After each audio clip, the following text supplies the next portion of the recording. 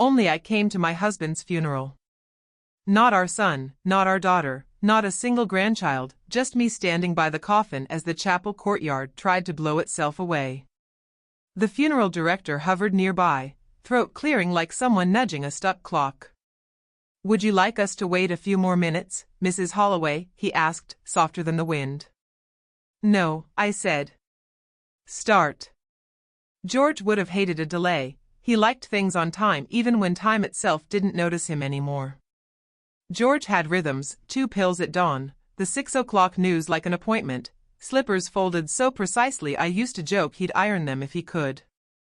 Those small habits used to make the house feel ordered. Now the front row felt like a stage set without actors. The pastor read from the page in a voice that sounded practiced rather than moved. "He is gone," he said, and the words slid past me like water down a gutter. Peter's message that morning had been a single line, "Sorry, Mom." Something came up. No comma. No warmth. Celia had left a voicemail 2 days earlier, breezy and breathy. "Mom, I really can't cancel my nail appointment. Tell Dad I'll visit next week." As if grief keeps office hours. I walked behind the pallbearers alone. I did not fall apart. Grief had already carved its quiet room in me days ago. The coffin lowered, earth met wood, the spade hit dirt with that hollow, final sound. I stood while the crowd thinned, feeling the wind tug my coat like a hand trying to pull me away. The temporary plaque read, "George Holloway, beloved husband, father." Forgotten, the last word stuck in my mouth like bitter mint. Back home the house kept to its old rhythms, the clock in the hallway ticking too loud, the TV remote where he'd last left it, the floorboards creaking with the memory of 1,000 small steps. I poured a glass of wine because hands that used to chop and needed something to do. I scrolled Instagram until the images blurred, Celia brunching with friends, bottomless mimosas, Peter swinging at the 9th hole, sun on a lucky driver. Those pictures felt like a soft, indifferent shove. There is a memory I could not stop visiting, Peter at 12, cold fingers on the fishing line, George pointing and laughing, not because the catch mattered but because the boy's jaw unclenched. Peter had always been quick to ask for money when plans tilted.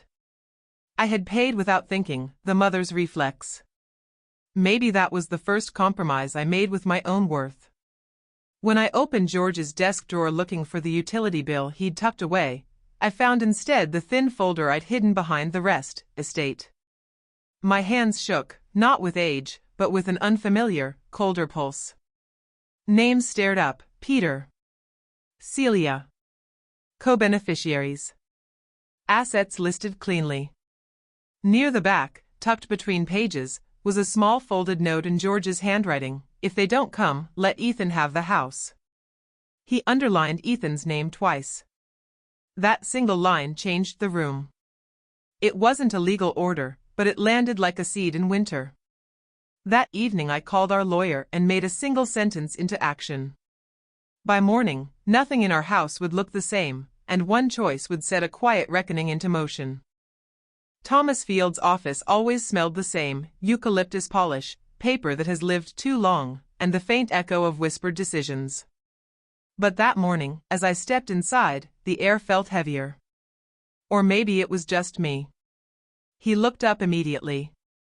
"May," he said, standing. "You're early." "I didn't sleep," I answered, sliding into the leather chair. My hands trembled once, just once, before I folded them in my lap. "This is about the will, I assume?" "It's about what's left of my family," I said quietly. He sat down slowly, the leather groaning under the weight of the moment. For a few seconds, he didn't open the file. He just studied my face the way doctors do before delivering news. "Tell me," he said, "what needs to change." I inhaled through my nose, steady but sharp. "Remove Peter and Celia." "Entirely." Thomas didn't lift his pen yet. He leaned back, fingers steepled. "May, families break over decisions like this. Once you cross this line, there's no going back." My throat tightened, but I kept my voice even. "They broke it first, Thomas. I just finally stopped pretending it wasn't cracked. He nodded slowly, then opened the old estate file, the same one George and I had last reviewed 2 years before. Seeing his handwriting on the cover made my chest twist. "Do you want the assets redirected?" he asked. "Yes," I whispered. "To Ethan." He paused, mid-sentence, mid-breath. "Your grandson?" I closed my eyes for half a heartbeat. He's the only one who still sees me. A memory flickered through me, Ethan at 10 years old, standing on my porch with grass stains on his knees, holding a crooked little drawing of our house. "Grandma, I made this for you because you always make the house feel warm." And just last summer, him mowing the lawn with that lopsided grin, insisting he wasn't tired even when sweat dripped into his collar. "That boy," I said softly, "still knocks before walking in. Even now." Thomas's expression shifted, something softer, something human.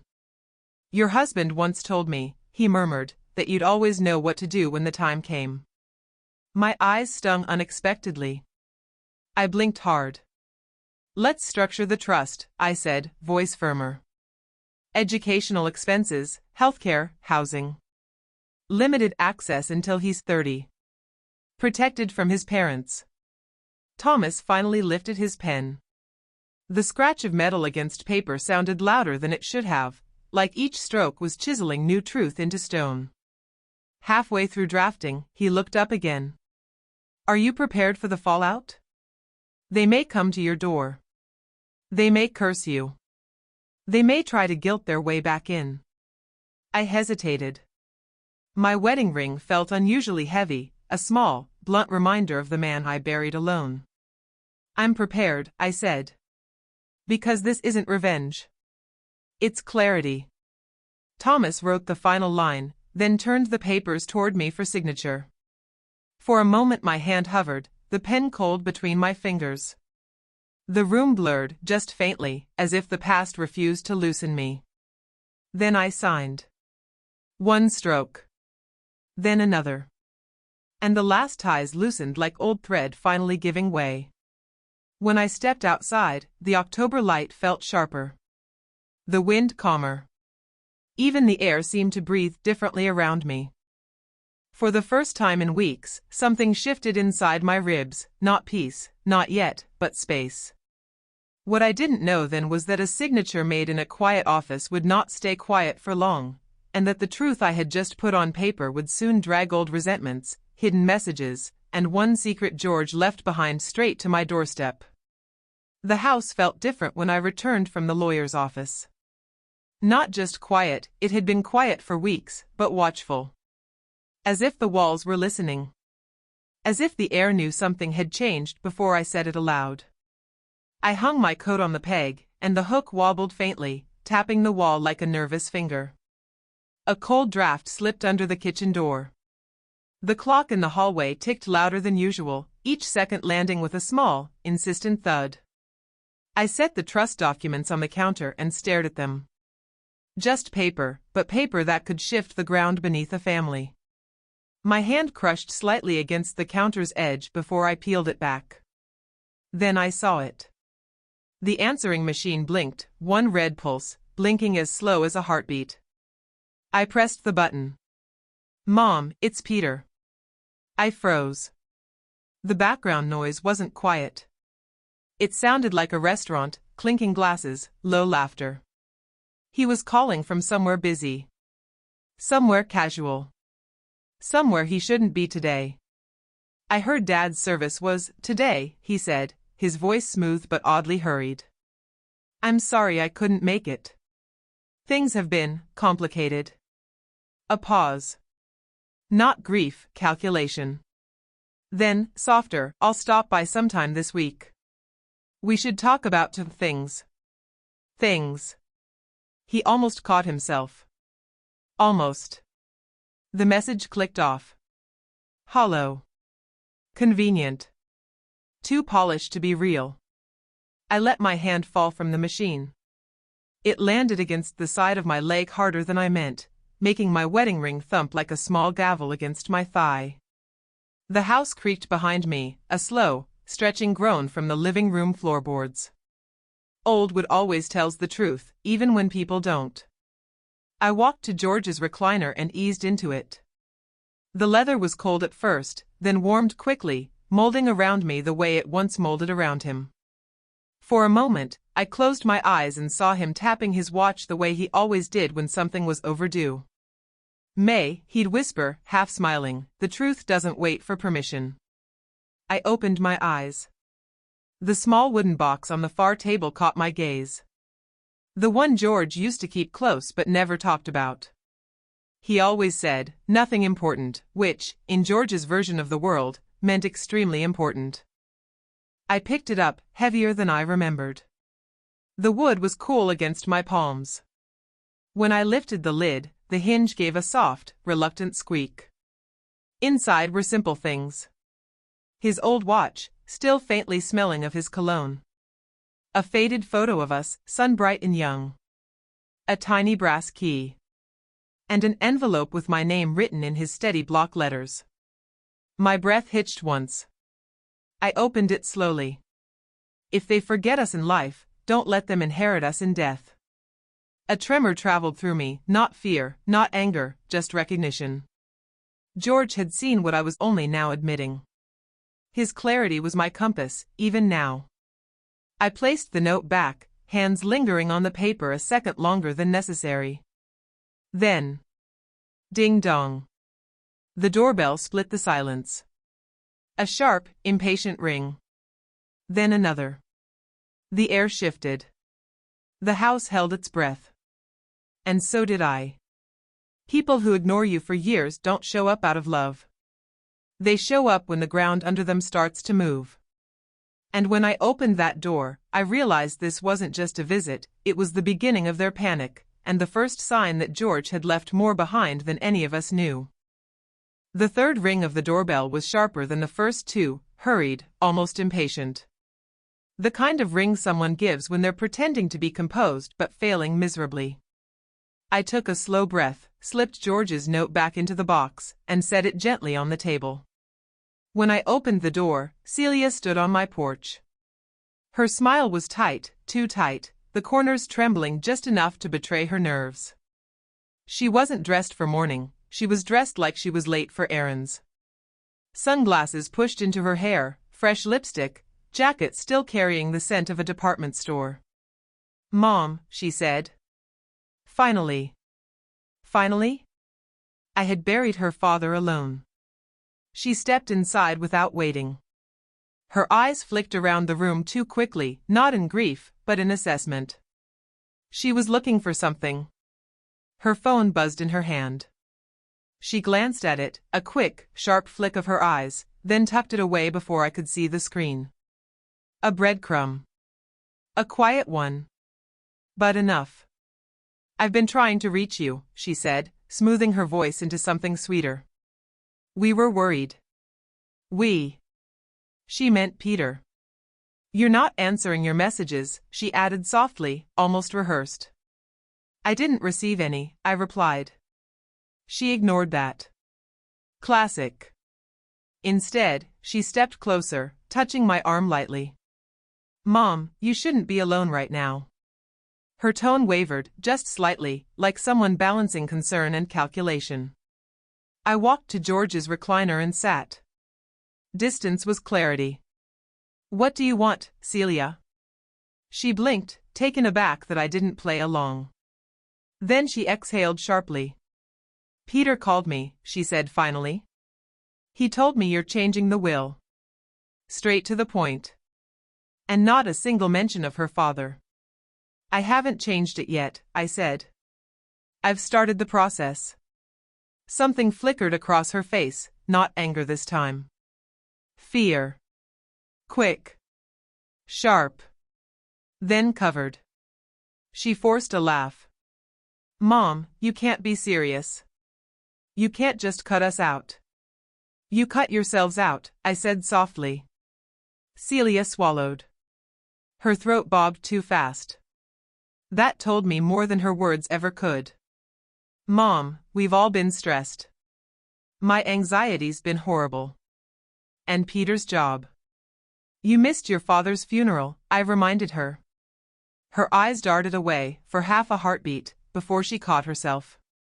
I had an appointment, she insisted. A manicure, I corrected. Followed by brunch. Her face cracked for 1 second, a tremor around her mouth, before she clamped it shut. She took a step closer to the table, and the floorboard beneath her foot gave a slow, warning creak.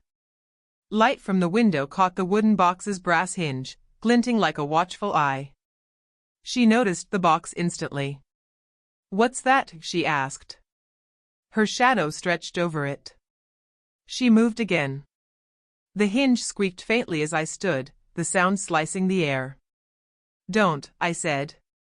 She froze. Not in guilt. In fear. Real fear. "Mom," her voice dropped, low and cracked.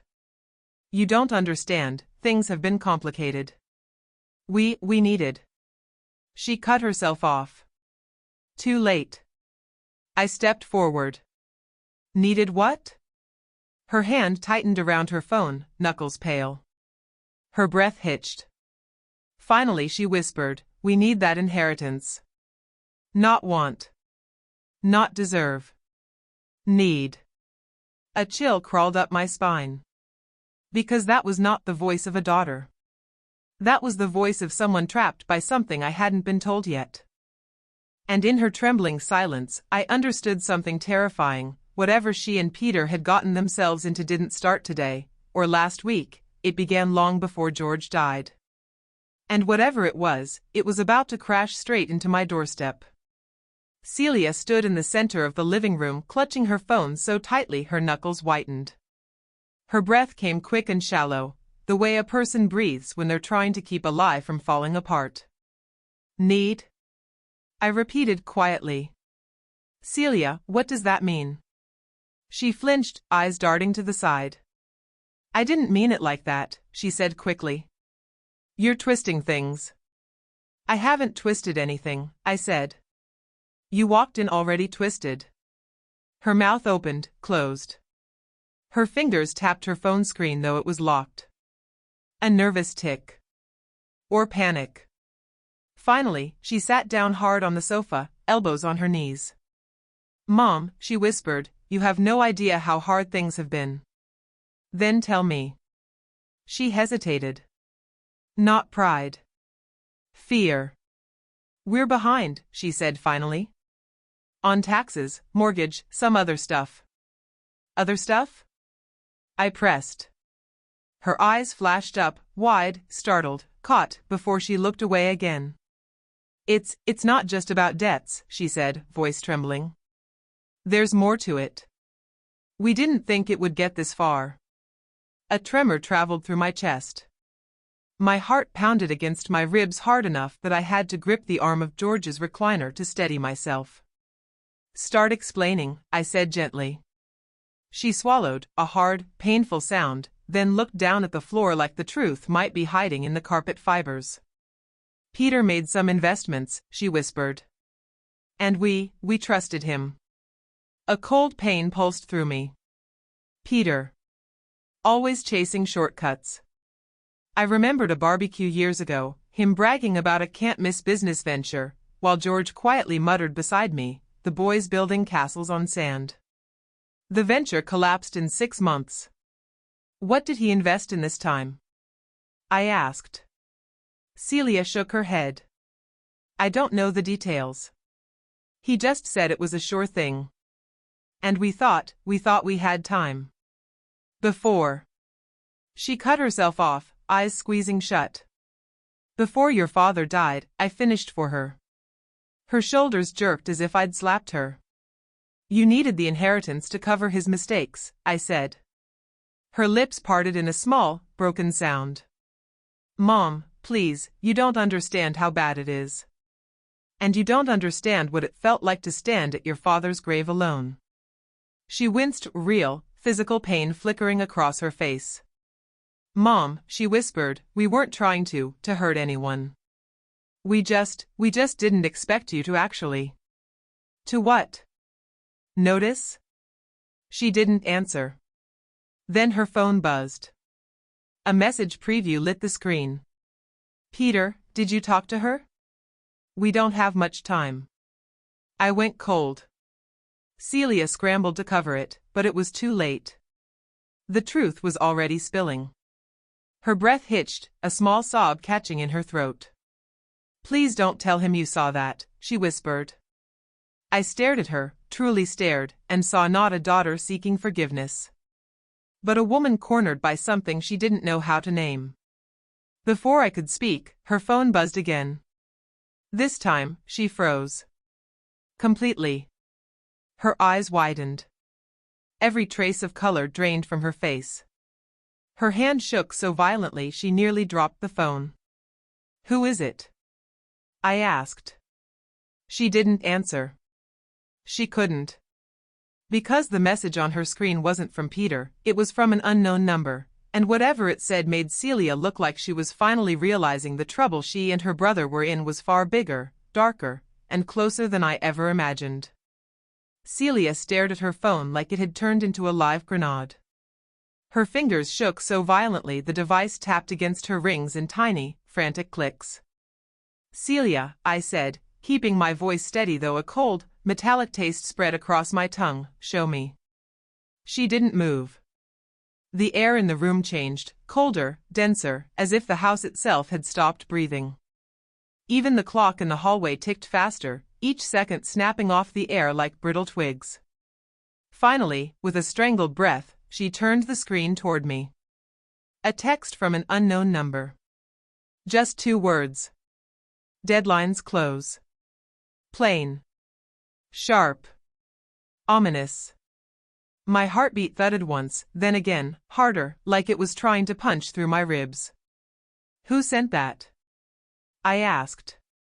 She shook her head too fast, eyes glossy and darting toward the window. I don't know. Peter dealt with them, not me. A lie. Or at least, a lie wrapped around something truer. Celia, I said, leaning forward, gripping the arm of George's chair until my knuckles burned, what did you two get involved in? Her chest hitched. It wasn't supposed to be like this, she whispered. They said. She slapped a hand over her mouth. They said what? I asked. Her shoulders shook. We never meant for it to go this wrong. Peter said it was safe. He promised me they wouldn't come this far. A cold weight dropped behind my ribs. And what did he do? I asked. It was supposed to be temporary, she whispered. Just a bridge. A way to flip the money fast. We thought we'd pay them back before. She swallowed sharply, gaze dropping to the floor. Before your father died, I finished. Her breath caught like she'd tripped on a step. You needed the inheritance to pay them back, I said. Her lips parted, a fractured sound slipping out before she could stop it. Please, Mom, you don't understand. These aren't just creditors. A tremor ran through her hands. They don't give second warnings, she whispered. Peter said they're not the kind of people you refuse. My stomach twisted. Celia, I said slowly, are you telling me your brother borrowed money from people who? I told you, she snapped, voice cracking through the room. It's not just bad investments. It's not just debt. It's... Her voice shattered, collapsing on itself. It's dangerous now, she whispered. The house fell silent. Not empty, silent. Like a forest pausing before something steps out of the dark. Does Peter know you're here? I asked. Her expression crumpled. He thinks if we talk to you together, you'll reconsider. A beat. He's terrified, Mom. He keeps saying he never thought they'd show up in person. My blood turned to ice. Before I could respond, her phone buzzed again. She didn't dare turn it toward me. Her hand shook so violently she had to grip her wrist to steady it. Her eyes rose, wide, terrified, losing every drop of color. Mom, she whispered, barely audible. They know I'm here. And then... A faint crunch of gravel outside. The light through the window shifted, blocked. A silhouette slid across the glass. Slow. Deliberate. In that frozen second, I realized this wasn't a warning anymore. Someone had come to collect. And whatever my children had done, it had finally followed them to my doorstep. The silhouette outside didn't move at first. It simply hovered near the window, a shape too still to be casual, too deliberate to be accidental. My throat tightened just for a moment, the kind of reflex fear you feel before a car crash or a doctor's verdict. I steadied myself, but a faint tremor still passed through my fingers. "Mom, we have to hide," Celia whispered, voice thin and breaking. "Don't move," I murmured. The house felt different now, like it was listening. The shadows stretched longer, the air heavier, as if danger itself had stepped inside the walls. Somewhere outside, gravel crunched under a slow, steady footstep. Too heavy to be a teenager. Too calm to be a neighbor. Celia's breathing turned ragged. "Mom, he can't be here, not this soon." "Celia," I said quietly, "are the doors locked?" "Yes, but Peter said locks won't matter if..." She choked off the rest. The fear in her voice wasn't the kind children use when they're in trouble. It was the kind adults use when consequences have teeth. "What did he tell you?" I pressed. She squeezed her eyes shut. "He said they're patient people. But not endlessly." A shiver ran through her.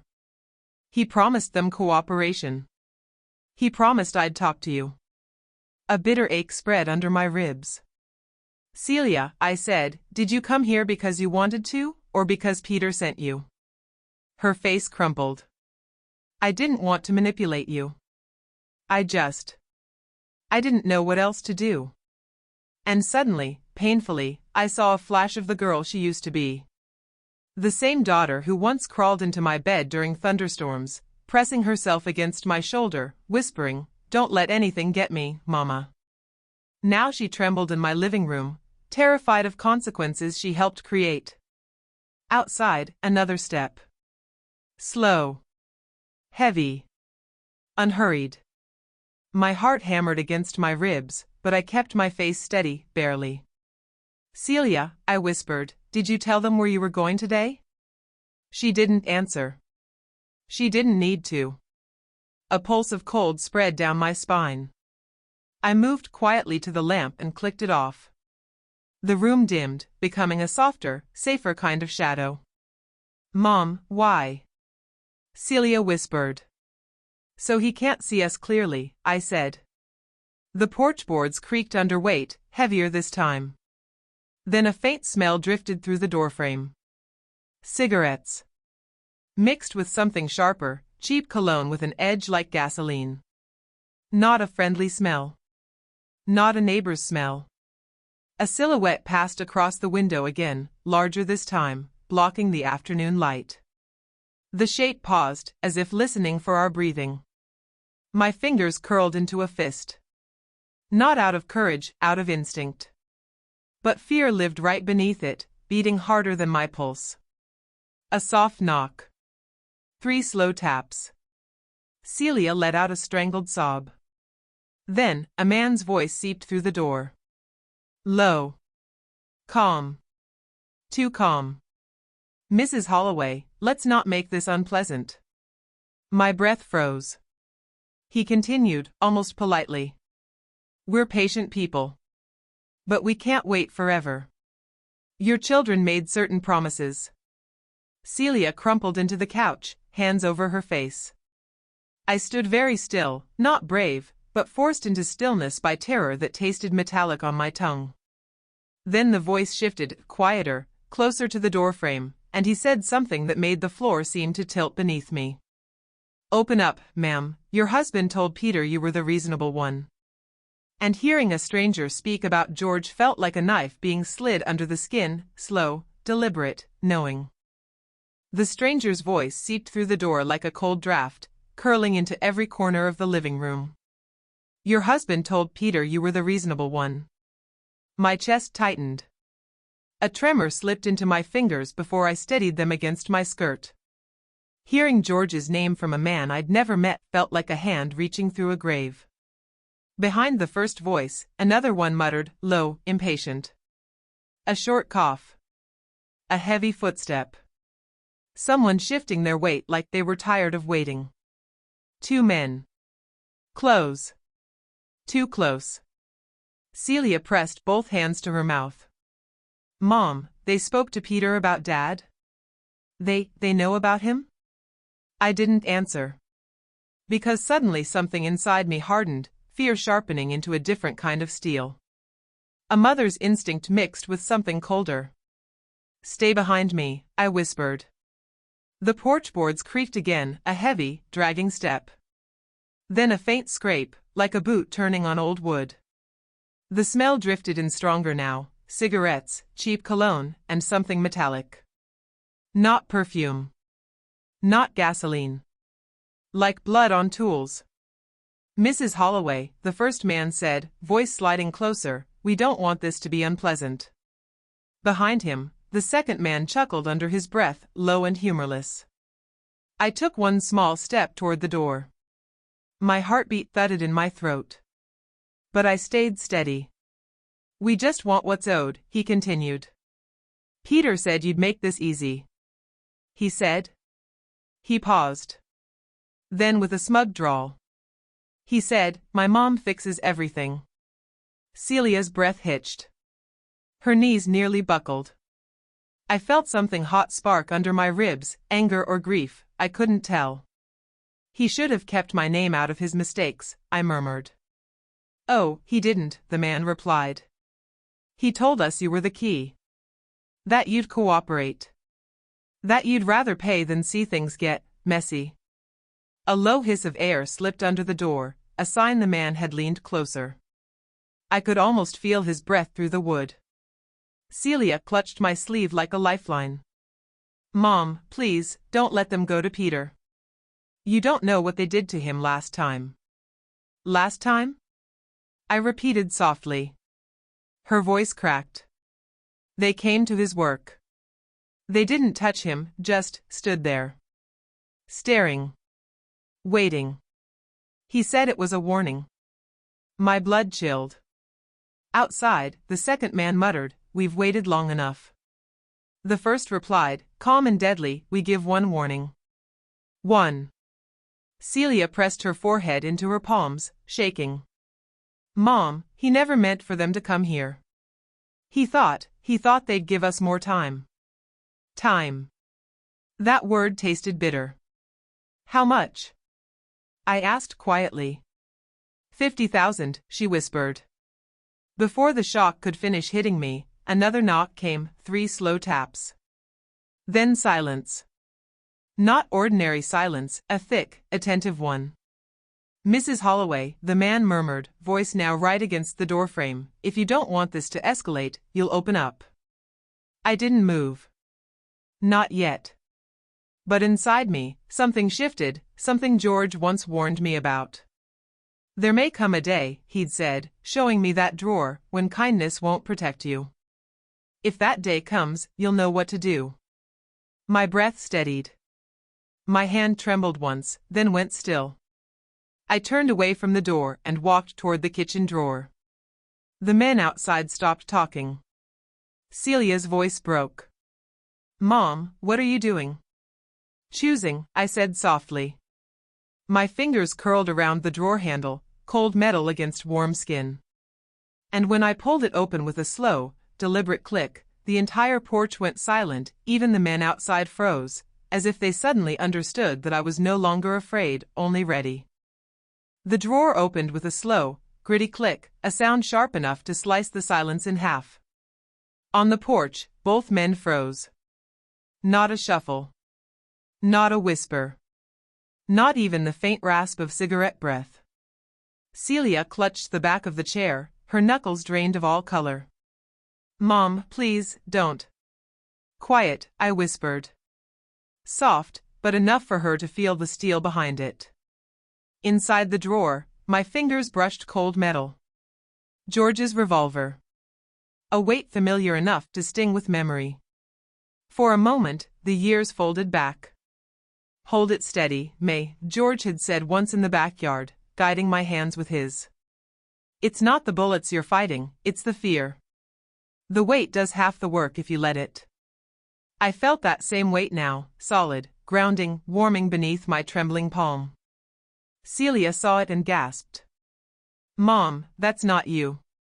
This is me, I said softly. This is the part your father trusted. Outside, the first man exhaled near the door, close enough that I could hear the shift of his breath against the wood. His tone came smooth, forced calm. Mrs. Holloway, don't make this difficult. Behind him, the second man let out a raspier laugh, thin and sandpapered, like someone who smoked more than he slept. Then the faint crackle of a cigarette ember dropping onto my porch. He muttered, irritated, she's stalling. Told you. Heavy footsteps followed, more impatient, lighter than the first man's but quicker. He was leaner, more restless. More dangerous in a different way. Inside me, something hot and sharp pushed against my ribs. My son sent wolves to my door. He made me the currency. I wrapped my hand around the revolver, lifting it from the drawer. It felt heavier than memory, but steady enough to make my pulse slow. Celia choked on a breath. Mom, they'll hurt us, they'll hurt Peter. They said last time. Last time? I repeated softly. Celia's voice cracked. They came to his work. They didn't touch him, they just stood there staring. He said it was a warning. A memory flickered, Celia at age 7, crying because her doll's arm had broken. How she'd clung to me, heartbroken over something so small. The same little girl who used to crawl into my bed during storms, shaking until I wrapped my arms around her. Now she shook for reasons far worse. Another knock. Harder. 3 thuds that rattled the frame. Mrs. Holloway, the first man said, tone slipping from polite to predatory. We know what you just opened. A chill cut up my spine. How? I asked before I could stop myself. He chuckled low. Old houses carry sound. Metal drawers, especially loaded ones. Celia whispered, oh God.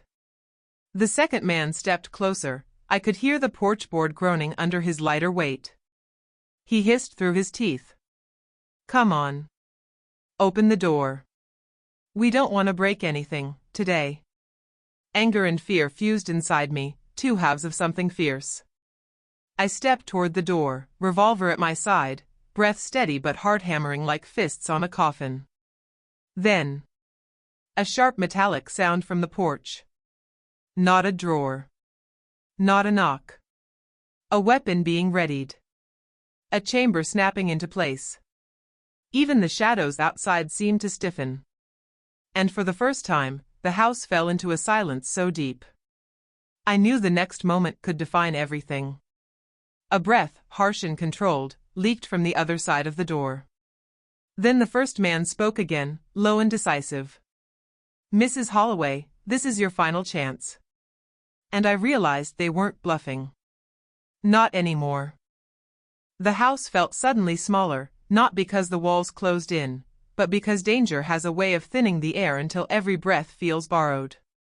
Celia pressed her back against the wall, knees trembling in sharp, uneven pulses. Mom, don't open it. Please. Just don't. Outside, one of the men dragged his shoe across the porch, slow, controlled, the kind of sound a patient man makes before losing his patience. The other let out a sharp breath, like someone who hated waiting. I tightened my grip on George's revolver. Its cold weight pressed into my palm, and for a heartbeat, I saw him again. Danger isn't loud, May, George once whispered while showing me how to aim in our backyard.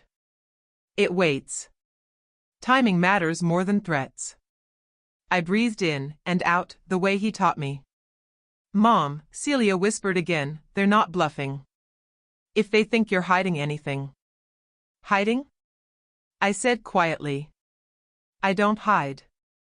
Not anymore. A shadow crossed the bottom of the doorframe, the heavier man. His silhouette blocked the light cleanly, unmoving. He was the type who didn't raise his voice because he never needed to.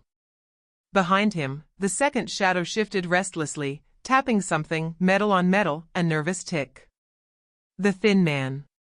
Impatient. Sharp-edged. The heavy man spoke first, tone disturbingly calm. "We don't want trouble, Mrs. Holloway. Trouble arrives when doors stay closed." The thin man scoffed. "She's stalling. Just like her son." Celia flinched hard. He didn't mean for." The thin man tapped his ring against my door. Tink. Tink. Tink. Mocking. Impatient. "Oh, sweetheart," he said, voice almost amused, "your brother meant every word. He promised access. Promised cooperation. Promised that Mommy would handle the paperwork." My chest went cold. Peter hadn't just abandoned me. He traded me. He used my name like currency. Celia slid halfway down the wall, her hands shaking violently. "He told me you'd fix it, Mom. He said you always fix everything. He said you wouldn't let it get this far." This far. Something inside me cracked, soft but lethal. "He put a price on me," I whispered. A porch board creaked as the heavier man leaned closer. "We're done negotiating," he said, still calm. "Open the door. Or we open it for you." Celia shook her head wildly. "If you open it, they'll force you. If you don't open it, they'll break their way in. They don't care who gets hurt." The thin man tapped his ring again, slower now. Tap. Tap. Tap. An executioner's rhythm. "Last warning, Mrs. Holloway." My heartbeat thudded hard once. Twice. A slow countdown. Then, through the side window, something moved. A third silhouette. Different angle. Heavier stride. No hesitation. And absolutely no fear of the two men on my porch. Celia inhaled sharply. "Mom, someone else is here." The porch went silent as both men turned toward the new shape. And in the stillness that followed, I understood one thing. Whatever arrived next was not on our side. The porch, moments ago holding only the low simmer of two men, shifted into something tighter, alert, electric. Predators sensing another predator. The heavy man stopped breathing for a beat. A held inhale. Instinct bracing. The thin man's ring froze mid-tap against the doorframe, a metallic click suspended in midair. Celia clamped her hand over her mouth. "Mom, who is that?" "Who else would?" I lifted a hand to silence her. Because the third silhouette wasn't moving like someone unsure. There was no hesitation. No pausing to look around. No fear of the man already on my porch. This one walked like he belonged on it. A heavier bootstep than the first man's, but smoother, controlled. And as he approached, a faint trace of cologne drifted in, something cold, metallic, expensive, the kind men wear when they want to intimidate without raising their voice. The heavy man spoke first, his calm cracked at the edges. "You're early. Early. Not unexpected." Celia's breath stuttered. "Oh God, they weren't alone?"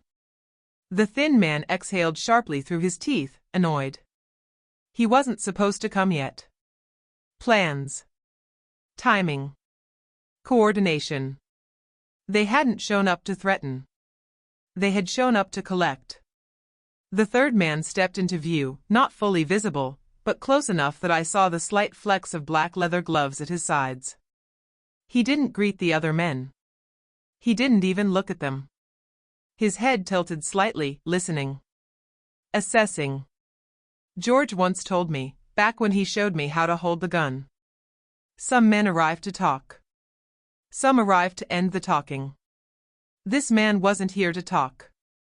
The heavy man straightened as if out of habit. "Boss, we've got this." "She's The boss didn't answer him. He didn't need to. He was focused on me. Inside, Celia sagged against the wall, sliding halfway down until her knees hit the floor. Her face drained of color. Her hand pressed to her throat as if she couldn't swallow. "Mom," she whispered, voice cracking. "Peter said, he said if this man ever got involved, it meant there were no more warnings." My stomach twisted sharply. Peter hadn't just abandoned me. He had offered me. Traded me like a thing. The boss finally spoke. Just one line, soft and level. "Mrs. Holloway, open the door." The revolver felt heavier in my hand. Not frightening, grounding. Like George's palm was still guiding it. I steadied my breath. But my ribs trembled anyway, a subtle quake beneath my resolve. Celia grabbed my arm, fingers ice cold. "Mom, if you open that door, it won't be a conversation." Outside, the thin man's ring began tapping again, slower, deliberate. A metronome of dread.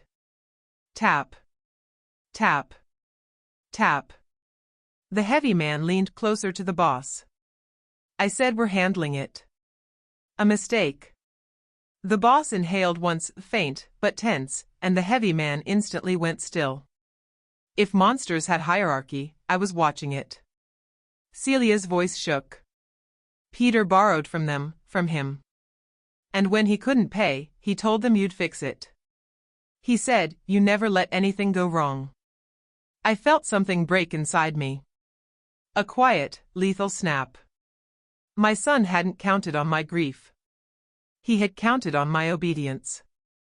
Outside, the boss took one step closer, a single, heavy thud that vibrated through the floorboards. "Last time," he said. A warning. A deadline. A sentence. Before I could choose to lift the gun or speak. The heavy man's phone buzzed. He glanced at the screen. And his entire face drained of color. Whatever he saw shifted the air itself. He looked up at the bosses, panicked, and whispered, "Sir, we have a problem." And the boss's gloved hand curled into a fist. Then, from somewhere deep inside the house, a floorboard creaked. Not a random pop. Or house-settling sigh. This was weight. A slow, deliberate step. Too heavy for Celia. Too measured to be accidental. A pacing rhythm I hadn't heard in years. Steady, patient. Almost familiar. A cold current slid down my spine. Celia's head snapped toward the hallway, eyes widening as she pushed herself upright. "Mom, someone's in the house." And then I noticed it. A faint line of muddy prints on the edge of the rug leading from the back door. Fresh. Still damp. Not ours. The thin man outside whispered. "Did someone slip out the back? Did he circle around?" The boss didn't answer. But his jaw tightened. And one of his leather gloves flexed slowly at his side. A small shift. But enough to tell me even he wasn't expecting this.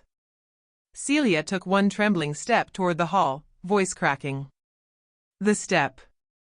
It sounded like. She swallowed hard, breath shaking. He used to walk like that. My heart stopped. Not from belief. From dread. Because longing and fear share the same tone in the dark. "Mom," she whispered. Eyes fixed on the shadow stretching under the hallway doorway. "Dad?" And the moment she said it, another slow step sounded. Closer, heavier. As if answering her. But the shape moving inside wasn't George. And when I finally saw its outline in the dim light, I understood Peter hadn't run. He had come home. And he wasn't alone. The hallway swallowed the light, a narrow frame of shadow stretching across the floorboards. Celia's nails dug into my arm as if she feared letting go would make the moment real. "Mom, please tell me that's not." A figure stepped forward. Stumbling. Wet shoes slipping slightly. shoulders hunched as if expecting a blow. Peter. My son. He looked ravaged, cheeks hollow, breath ragged, hair soaked with sweat and cold air. His shirt clung to him like he'd been running for miles, or running for his life. Mom, he whispered. Celia crumpled into a sob, sliding down the wall. But I didn't move. Because behind Peter's shaking silhouette, a second shadow lingered. Tall. Still. Patient. Watching. The thin man on the porch sucked in a breath. Hey, who the hell is that? Peter. Who's behind you? Peter flinched, shoulders jerking sharply, terrified to even glance back. He kept his eyes down, refusing to turn fully toward the man behind him. A detail that told me everything. Peter feared the man in the hall more than the ones on my porch. Mom, Peter choked out, I didn't know they'd send him. I didn't think. You didn't think, I said, voice quiet but sharp. You didn't think when you gave them my name. You didn't think when you promised them my house. You didn't think when you put us in their path. His face contorted with shame, but not enough to erase the truth. He would have run. He would have left us to deal with the consequences. He chose himself over us. Celia stepped forward, tears streaking her cheeks. You brought this on us, Peter. You said she'd fix it, like she always fixes everything. You were going to disappear and leave us here. He didn't deny it. Outside, the thin man grew frantic, tapping his ring rapidly, pace quickening like a heartbeat in panic. Boss, this ain't right. He wasn't supposed to be involved. Why is he here? The heavy man's voice cracked. Because they're coming. And we're out of time. The boss shifted, the faint stretch of leather gloves, a tiny cue, but telling. Even he hadn't expected this twist. Inside, Peter backed away from the doorway, instinctively putting distance between himself and the shadow behind him. Mom, please, he begged. I messed up. I messed up so bad. They're not here for money anymore. They're here because A voice cut him off. Smooth. Low. With the faint scent of sharp aftershave drifting in, something cold and expensive. Time's up, Peter. Celia gasped, the sound breaking her like glass. Peter's shoulders flinched again. He kept his gaze glued to the floor, too afraid to look back. The man behind him stepped forward, not rushing, not stomping, but with the soft, deliberate sound of heavy boots on hardwood. A rhythm that sent a jolt down my spine. The same pacing that made Celia whisper Dad earlier. George used to walk like that, slow, controlled, grounding. But this wasn't George. This was the opposite of him. Even the men on the porch went silent. Because this wasn't a collector. Not muscle. Not even a simple enforcer. This was someone who only showed up when all other warnings were over. Peter crumpled to his knees, hands shaking. Mom. I didn't think he'd come, he whispered. I didn't think they'd send the one who. The man in the shadows finally stepped fully into the dim hallway light. He didn't look at Peter. He didn't look at Celia. He looked at me. Mrs. Holloway, he said quietly. Your son promised you'd understand. And in that moment I realized? The real danger tonight wasn't the men outside. It was the one already standing inside my home. He took one more step toward me, slow, precise, and the whole house seemed to hold its breath as he said, Let's finish what your son started. The man in the hallway stepped far enough into the light for me to see him clearly. Tall. Late 40s. Dark coat tailored precisely across his shoulders, leather gloves creaking once as he adjusted his stance. Not angry. Not impatient. Just decided. Peter staggered out fully now, wet, trembling, barely upright. He kept his eyes glued to the floor, terrified to turn his back on the shadow behind him. Mom, he choked out, don't look at him. His voice cracked like glass. Celia slid down the wall, knees buckling, hands trembling against her mouth. Outside, the thin man nearly spiraled, his ring tapping so fast the rhythm broke. "Boss, he's not supposed to be inside yet, this isn't how it goes, this isn't." The boss's shadow stiffened. His jaw locked. He stopped halfway down the porch rail, the first sign of fear I'd seen from him. The man inside ignored all of it. "Mrs. Holloway," he said, "let's not drag this out." I tightened my grip on George's revolver, low, steady, pointed nowhere yet, but my hand trembled anyway. Not from fear. From betrayal. I survived burying my husband alone, I told myself. I will survive this too. "What did my son promise you?" I asked. "He promised compliance." Peter squeezed his eyes shut, shame distorting his features. I needed time, I thought I could fix it, I didn't mean for them to come for you." "You didn't mean for a lot of things," I said quietly. And as I looked at him, disheveled, shaking, a flicker of memory cut painfully through me. I remembered the little boy who used to hide behind my legs. Now he hid behind lies. Celia sobbed harder. The man stepped farther into the living room, boots whispering across the floorboards as if the house feared making noise under him. Behind him, something shifted. A low, almost inaudible weight shift in the hallway. Fabric scraping lightly against the wall. A breath, soft but present. Not imagined. Not a trick of fear. Someone, or something, was still behind him. Even the man paused for half a second at the sound. He continued anyway. "Your son promised you would sign what needed signing," he said. "He insisted you valued your children's safety." Peter's voice cracked. "I was buying time. I thought maybe I could get the money, maybe I could run before." "You hid in my house," I said. "And you brought them to my door." Peter's face crumpled into a sob, collapsing onto his hands. Outside, the heavy man looked at the boss again. "They're almost here." The boss didn't move closer, didn't dare. But I saw the subtle shift in his shadow as he took a small step back. The girl in the hallway stepped fully into the light, and the sight of her sliced the room open. Young. Maybe 19. Shaking. Her sleeve torn at the shoulder, a thin smear of blood tracing down her forearm like she'd wiped at something in a hurry. Her breath hitched in quick, uneven pulls, the kind a body makes when it's been running on fear alone. Peter turned toward her instinctively, a tiny, reflexive movement of his hand reaching out, but she flinched violently, stepping back like his touch burned. That one recoil told me more than words ever could. Celia's hand lifted to her mouth. "Oh God. Peter, what did you do?" The inside man, the one in the dark coat, actually stepped back when the girl moved into full view. His jaw tightened. Gloved fingers twitched once. A subtle shift of weight, like someone suddenly recalibrating the danger in the room. Even the boss outside stiffened, his shadow locking in place.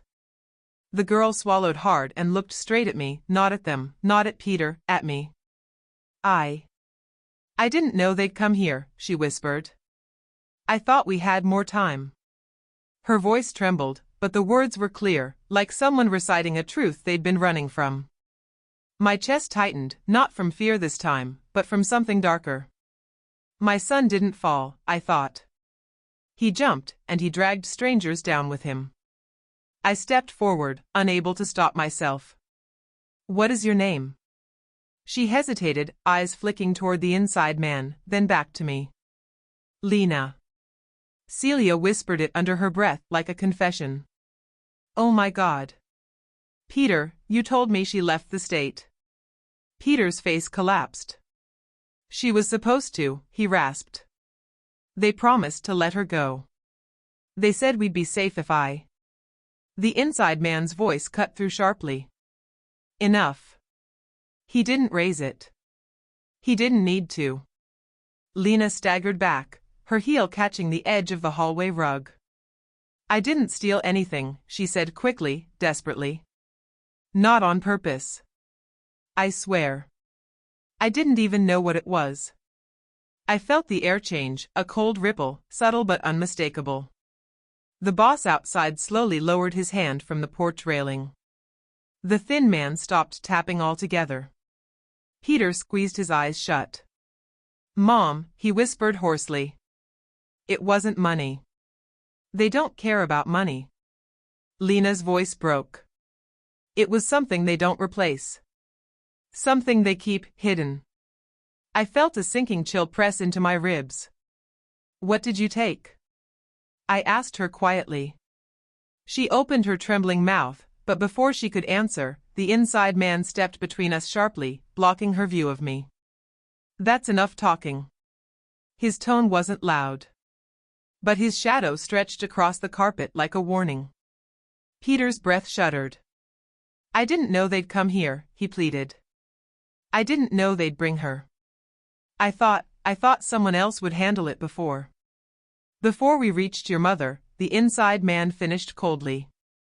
And then, to my shock, he turned his head toward the hallway, toward the dark space Lena had stepped from, and spoke with a tightness I hadn't heard from him yet. "You weren't supposed to bring her." Lena clutched her injured arm. "I had to," she whispered through tears. "They would have killed me." Before anyone could speak again, the girl lifted her shaking hand and opened her fist. Inside her palm was a small object, dark, metallic, impossibly out of place.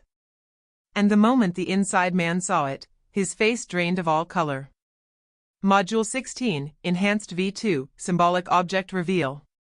Lena's hand opened slowly, fingers trembling so hard the metal object rattled once against her palm. It wasn't shiny. It wasn't pretty. It wasn't anything a thief would bother stealing. Dark metal, palm-sized, oddly shaped. But the etchings drew my eye immediately. Not lines.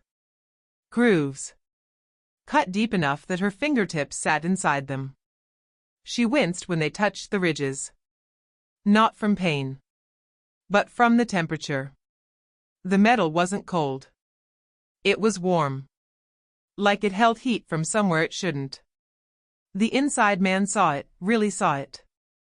And for the first time since he entered my house. His breath stopped. His jaw locked. His pupils tightened. His shoulders stiffened the way a man stiffens when he recognizes a danger he cannot reason with.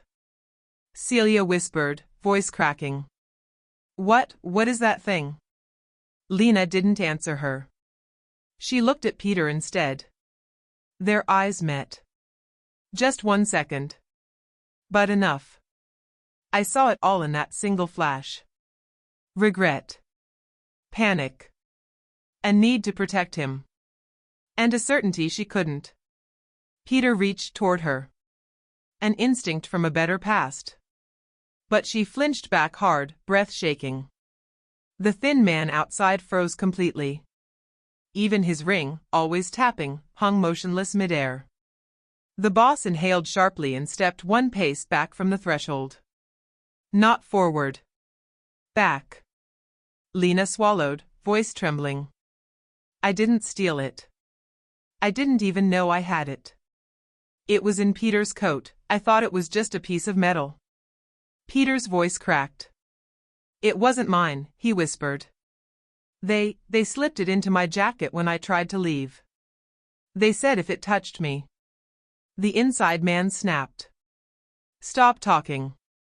Not out of anger. But out of fear. Real, bone-deep fear. Lena pressed her back to the wall. They told me once you touch it, you're marked. The room seemed to tighten around us. Even the very air felt denser. The boss whispered. That symbol doesn't leave hands. Ever. Celia's lip quivered. What does it mark? The thin man found his voice, barely. Who you belong to. May's heart slammed once, hard against her ribs. I stepped forward, keeping my voice steady. What rule did you break, Lena? Her eyes lifted, wide, shimmering with dread. The rule that no one takes their things, she whispered. No one touches what's theirs. No one carries a token out of their circle. Peter sank onto his knees, fingers tangled in his hair. I didn't know, he sobbed. I thought it was leverage. I thought I could trade it. I didn't know it was a claim, the inside man finished. Then he turned his head sharply toward the hallway. Toward the deeper dark behind Lena. And his voice dropped to something eerily controlled. You weren't supposed to bring her with the token. Lena hugged her injured arm, shaking. I had nowhere else to go. I didn't think they'd follow me here. Before I could speak, the wind outside slammed against the house. Hard enough to rattle every window. The boss whispered. If she opened her hand here. They know exactly where to come. The thin man choked on his breath. It's too late. They're already on their way. The inside man swallowed once, barely. And for the first time, he looked at the token with something like horror. You should have never brought that here. Then. The lights flickered. Once. Twice. And the entire house went black. Total darkness. Not quiet. Because in that instant, I heard the unmistakable sound of someone stepping onto my lawn. Not one man. Several. My heart pounded once, hard. George always said darkness doesn't hide danger, it reveals it. Outside, in the pitch black, a voice whispered. Found you. The blackout hit like a punch. Every light dying in the same breath. No lamp glow. No street light bleed. No fridge hum. Just darkness so complete it felt physical. And then, the footsteps. Not random. Not hurried. Organized. Boots crushed the grass in a slow arc. But one step stood out. A heavier footfall, dragging something metallic behind it. A faint scrape that made my blood run cold. Not an accident. A signature. The boss outside whispered sharply. They sent him. Even the inside man inhaled through his teeth. Just once. The smallest sign of fear, but unmistakable. Lena pressed a hand to the wall and tried to stand. But her palm slipped on the hardwood. And she dropped to her knees with a soft gasp. That sounded like her hope breaking. Celia clutched Peter's arm. Peter shook so badly his breathing whistled. The footsteps circled the house. Coat fabric brushing against siding. Men counting doors and windows in the dark. With the certainty of people who'd done this before. The boss stepped back off the porch. Shadow rigid. They weren't supposed to come themselves, he muttered. They only come, the thin man whispered. When the token calls. My heart stuttered painfully. In the hallway, Lena curled in on herself. Shoulders shaking, breath catching. The metal token clenched in her hand. The inside man hissed. Don't move. Don't make a sound. Peter made the mistake of whispering. Mom. Quiet, the inside man snapped. Then. A single knock. Not loud. Not rushed. Intentional. Celia screamed into her hands. Peter froze. Lena sobbed. Even the thin man flinched backward, ring clicking against his teeth. A calm voice on the other side of the door said. May Holloway. Every hair on my arms lifted. The voice didn't threaten. It recognized me. As if they'd been here before. As if they already knew the shape of my shadow in the dark. I didn't answer. The voice continued, tone polite, almost courteous.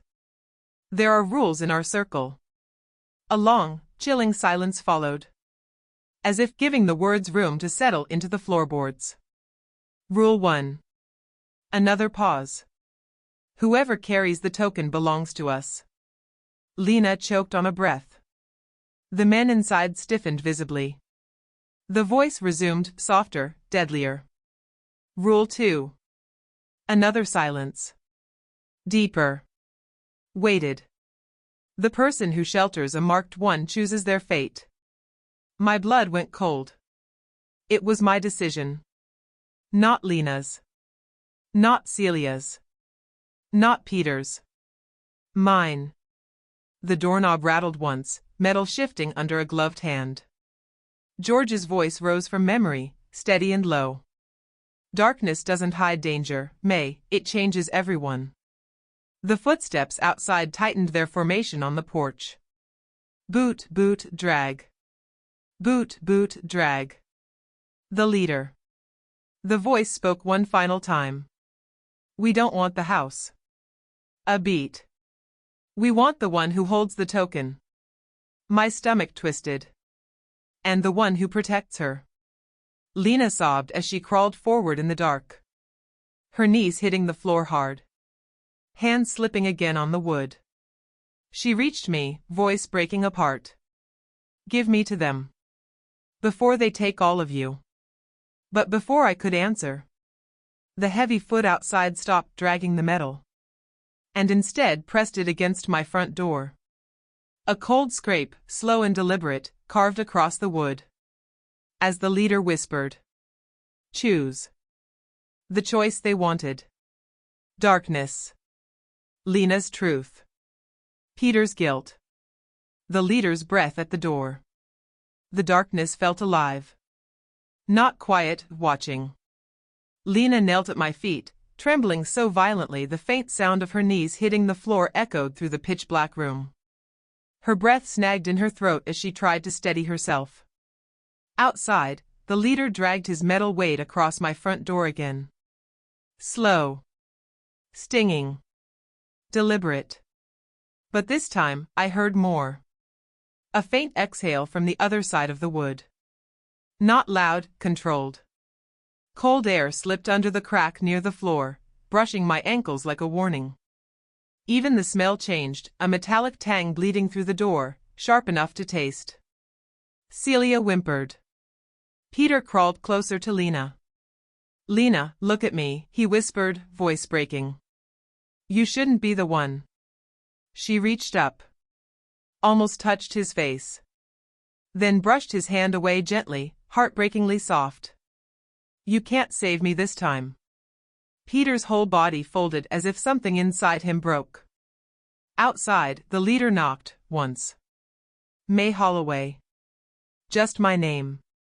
Sparse. Certain. I didn't answer. I couldn't. Lena curled in tighter, clutching the warm, etched token. Its grooves pressed ridges into her skin, almost as if holding her back.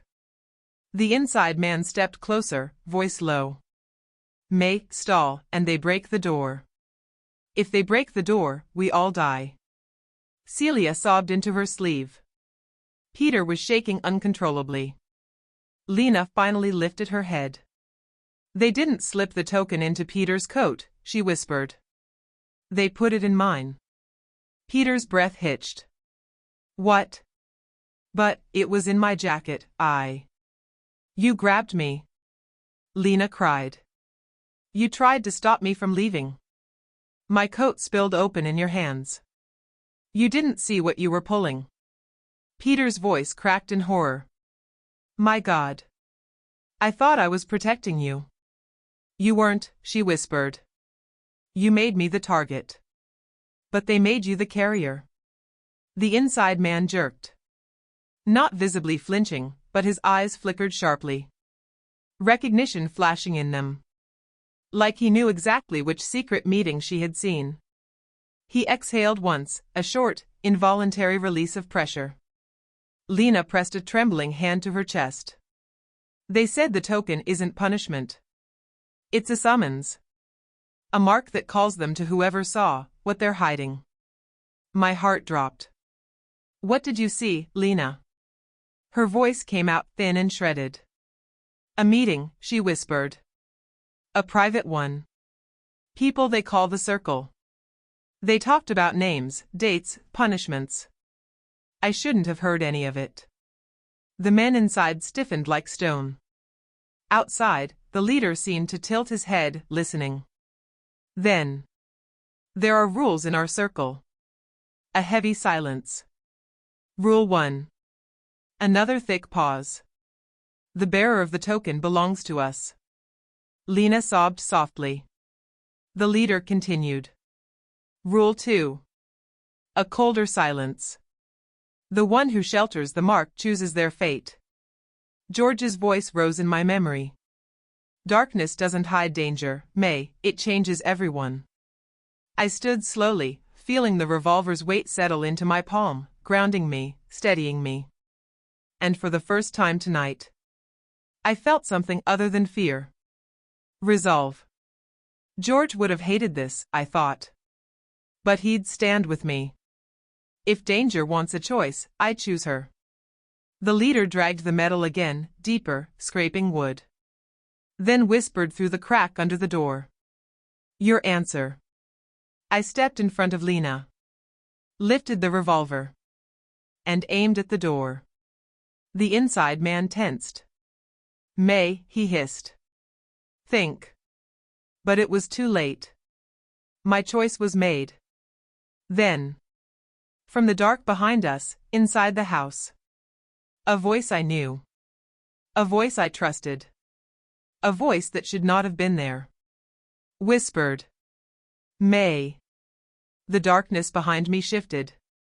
And I realized the voice calling my name belonged to someone who should have been dead. The voice that shouldn't exist. The darkness behind us shifted. Not a creak, not a breath. But the unmistakable sound of someone stepping forward.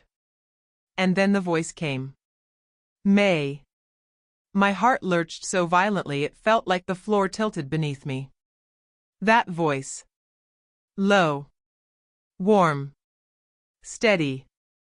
George. My knees weakened. Air stuck in my throat.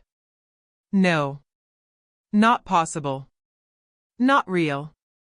I turned slowly, revolver trembling in my hand. George. I whispered. A silhouette stood at the far end of the hallway. Same height, same shoulders, same quiet stillness. I had fallen asleep beside for 32 years. Celia stumbled backward as if seeing a ghost, one hand clutching her necklace tight enough to hurt. Peter's voice cracked open. Dad. The inside man drew his gun higher. Identify yourself. The silhouette took one more step forward. And my stomach twisted. His posture was familiar. But his presence was wrong. His breathing too steady. His stillness too calculated. And when he spoke again, everything inside me cracked. May, step away from the door. The leader outside fell silent. Every man, outside and inside, froze.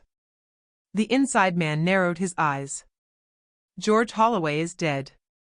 The silhouette exhaled. A slow, conflicted breath. As if deciding whether to keep lying. Or finally tell the truth. You're right, he said quietly. George is dead. Celia whimpered. Peter clutched the wall for balance. My pulse slammed against my ribs. Then who are you? I whispered. He stepped forward. Just enough for the faint light through the window to catch his face. My world fractured. The same jawline. The same mouth. The same eyes. But colder. Sharper. No grief. No warmth. A familiar face wearing an unfamiliar life. He tilted his head and gave a smile. That didn't reach his eyes. My name is James Holloway, he said. And George was not the only man your husband ever was. My breath left my body. Peter staggered. Celia dropped to her knees. The inside man didn't look surprised. But something flickered in his eyes. Recognition. Fear. Resentment. You shouldn't have come here, he muttered. James ignored him. He stepped closer to me. I'm George's brother, he said softly. You were never supposed to meet me. My voice cracked painfully. Why? Why now? Why here? James' face tightened. That hesitation again. As if revealing this cost him something. Because the people outside. A quiet inhale. They're not here for you. They're here because of him. He jerked his chin toward the door. Toward the leader's shadow. And then, before I could speak. Before I could breathe. The leader outside finally spoke. May Holloway. A pause heavy enough to suffocate the room. James is not with us. Another pause. Colder. Sharper. He is the man we were sent to retrieve. The inside man swore under his breath. James went still. Lena covered her mouth. And I? Standing between the darkness and the door. Trembling but still holding George's revolver. Felt the ground shift under everything I thought I knew. The leader leaned closer to the door, breath cold through the crack, and whispered. Open up, May. You're sheltering a Holloway who belongs to us.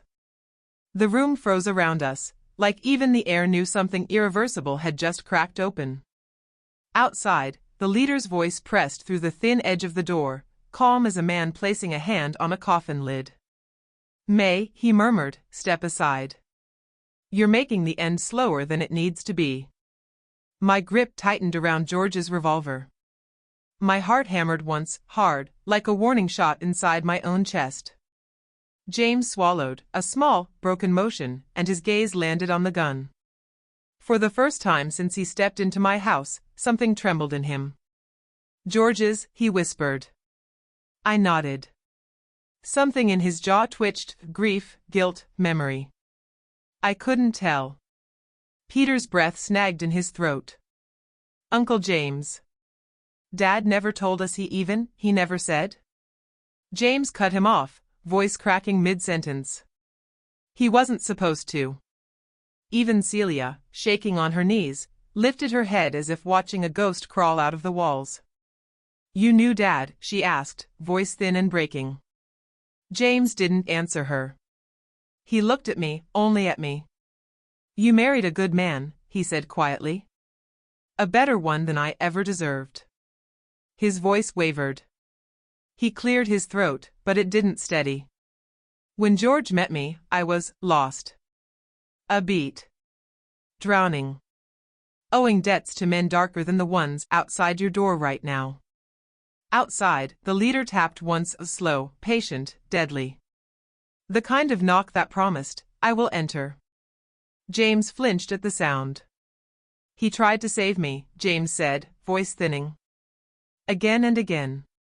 Even when I pushed him away. Even when I didn't want to be saved.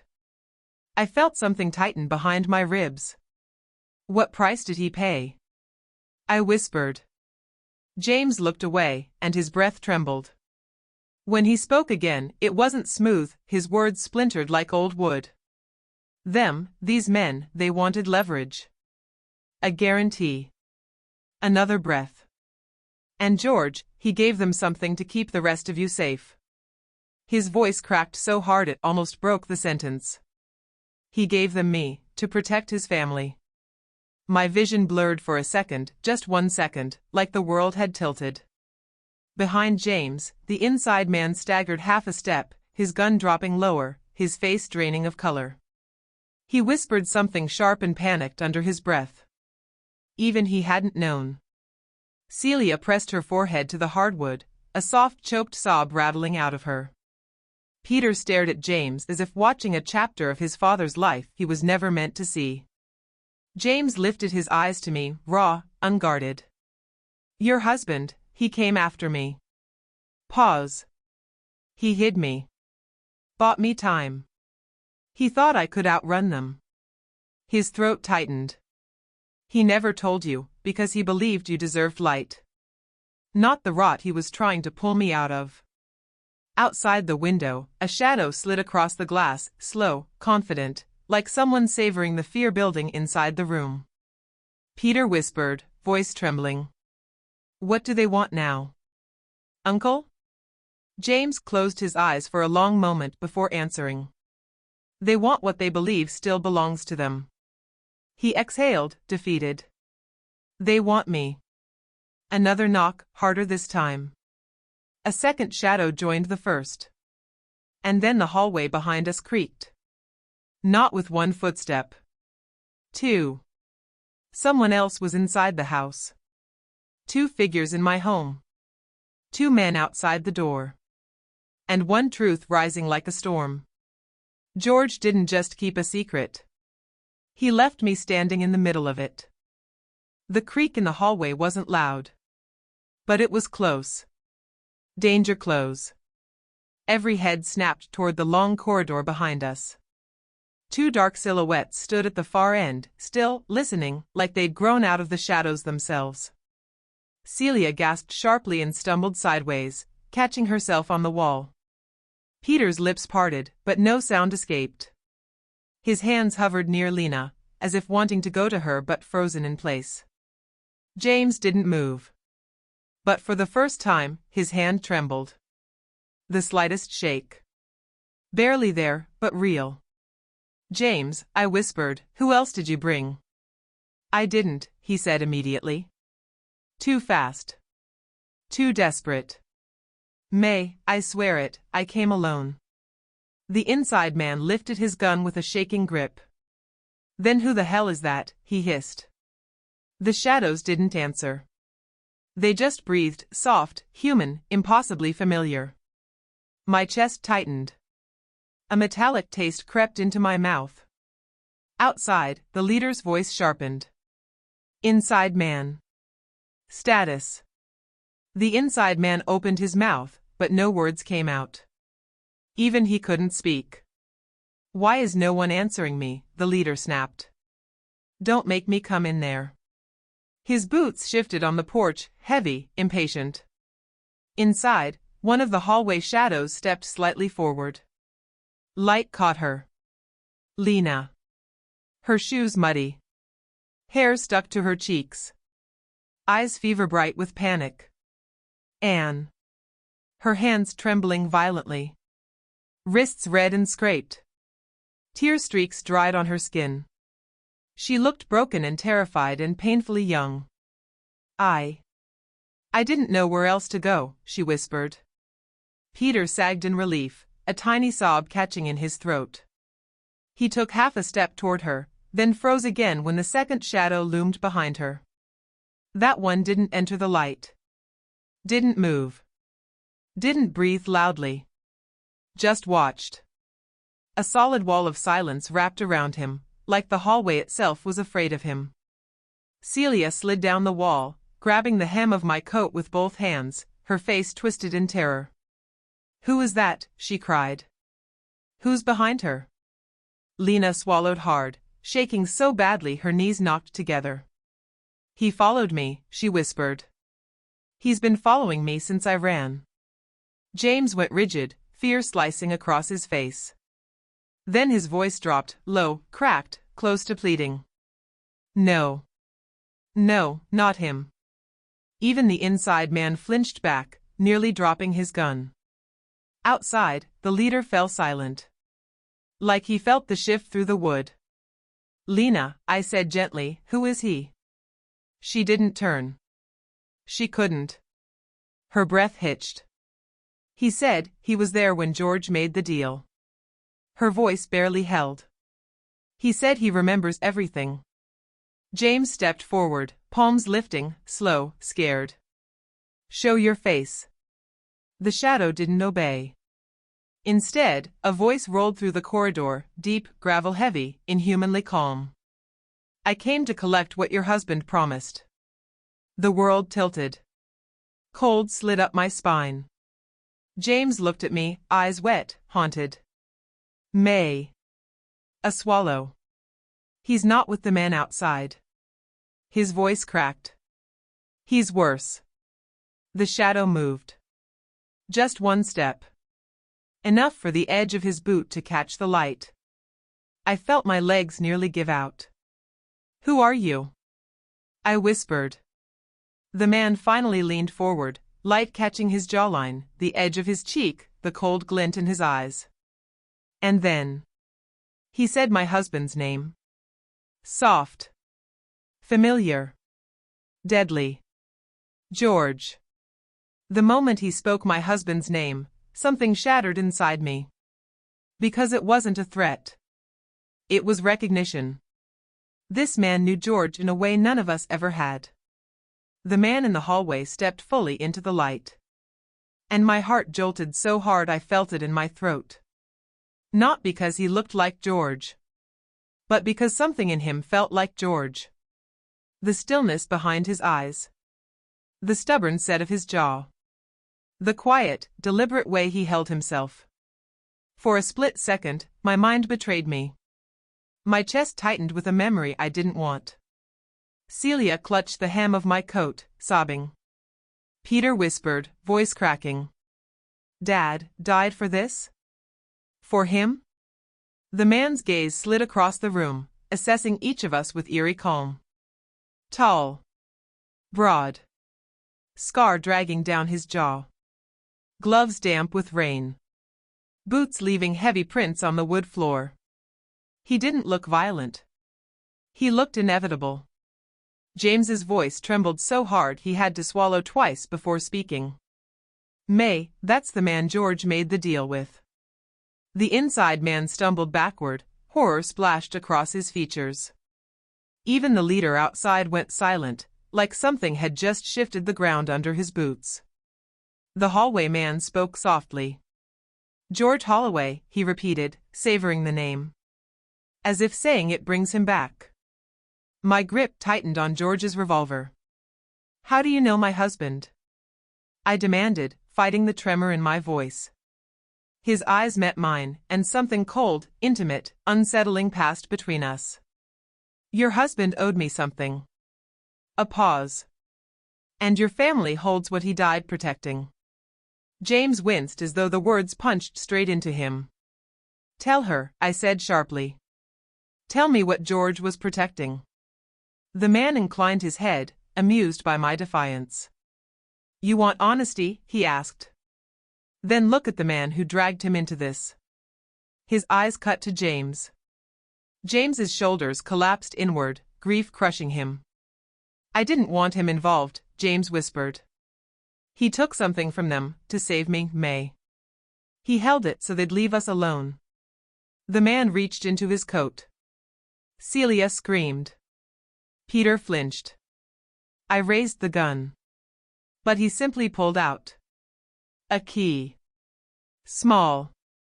Metal. Teeth worn smooth. A strange emblem carved into the head like an ancient crest. The moment he lifted it. Outside, the leader cursed under his breath. The porch boards shifted like men were stepping back. Even they feared the key. James whispered, horrified. God. George really kept it. The man stepped closer to me, each footfall steady as a clock ticking down. Your husband stole this, he said. And with it, the leverage I had over every man outside your door. My breath hitched. What does it open? His lip twitched. A promise. A prison. A truth you are not ready for. He slid the key back into his coat. Now listen carefully, May Holloway. The house went so quiet I heard my pulse hammering in my ears. You have two choices. Celia's fingers dug into my coat. Peter's breath broke. 1, the man said softly. Give me what George hid using this key. And 2? I whispered. He took one step closer.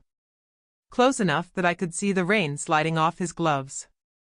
Or I take the last thing he ever cared enough to protect. The meaning hit me like cold water. My knees weakened. For the first time that night. Fear stole my breath. James whispered, broken. He means you, May. The man's eyes softened in the most terrifying way. Your husband made a promise, he said. And I'm here to collect it. Then.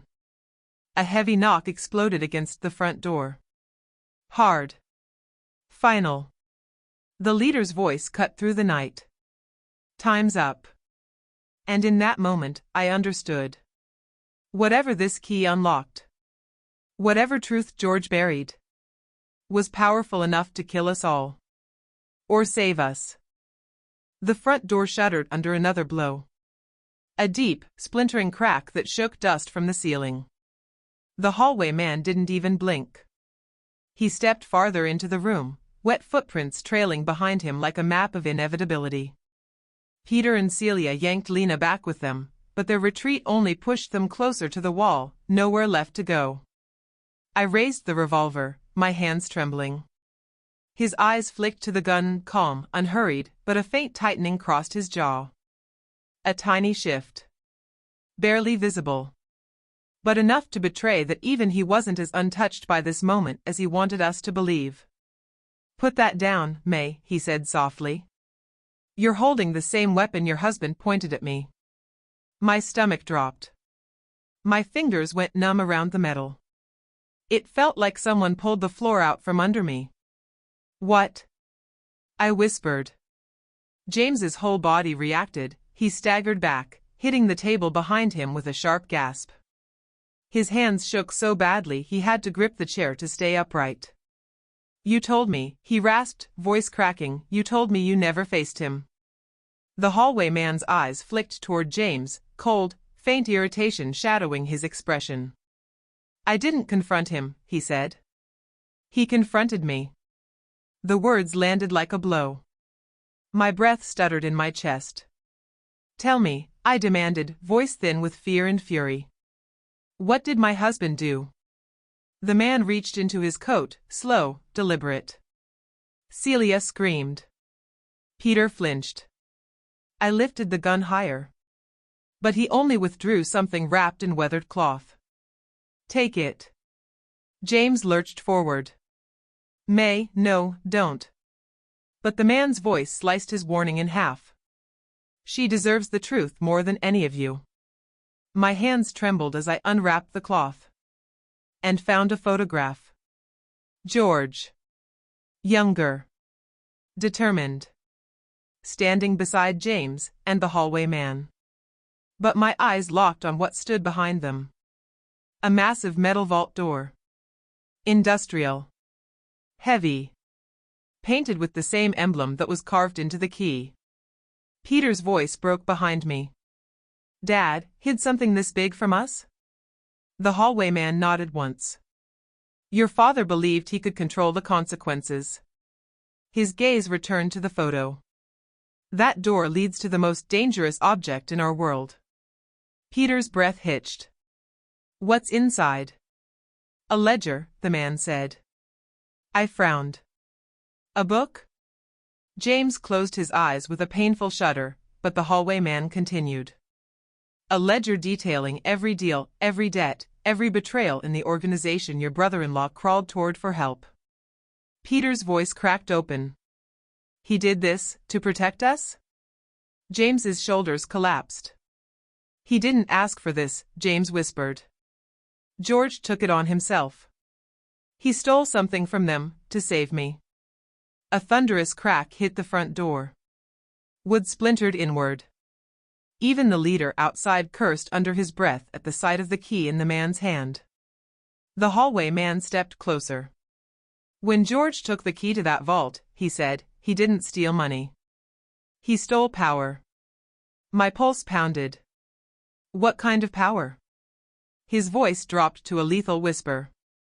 "The kind that could topple every man outside this house. The kind that made him a target. The kind that got him killed." My knees weakened. "What does this have to do with me?" I whispered. His eyes softened in a way that terrified me more than anything tonight. "Because George didn't trust anyone else to hide the ledger." A breath. "He trusted you." The room spun. "He hid it in something you touch every day," the man continued. "Something he built with his own hands." Another slam at the door. It splintered inward. The man looked at me. "May, the ledger is inside something he made for you." And in that instant, as the front door cracked open, as shadows poured across my living room, I knew exactly what George had built that never left this house. And it was right behind me. The doorframe groaned. One tortured wooden scream. And then crack. The outside men were seconds from getting in. My back pressed instinctively against the object behind me. The single thing in this house George built himself. His wooden hope chest. The one he carved in our first year. The one he polished every winter. The one he insisted stay in the living room, even when we changed everything else. The one that always felt just a little too heavy. The realization hit me so hard my stomach dropped.